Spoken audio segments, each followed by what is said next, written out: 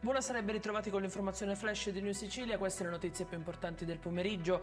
In apertura nuovi aggiornamenti sull'incidente mortale avvenuto ieri sera alla circonvolazione di Catania, dove Chiara Adorno ha perso la vita a 19 anni mentre attraversava sulle strisce pedonali insieme al fidanzato.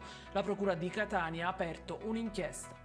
E rimaniamo in tema di incidenti stradali, 6 feriti provocati da un sinistro che ha interessato 2 mezzi a Messina. Grave un giovane di 21 anni, ferita anche la sorella di 17 anni, coinvolti anche 3 vigili del fuoco.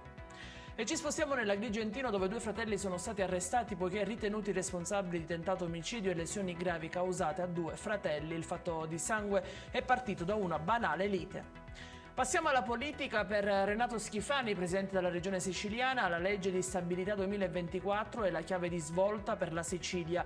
La manovra finanziaria approvata in giunta ammonta a circa 800 milioni di euro e a breve sarà trasmessa all'ARS. E in chiusura il meteo: continua l'ondata di tempo instabile in Sicilia. Anche per la giornata di domani sole e nuvole si alterneranno tra piogge sparse e schiarite. Da venerdì 10 è previsto un sensibile calo delle temperature.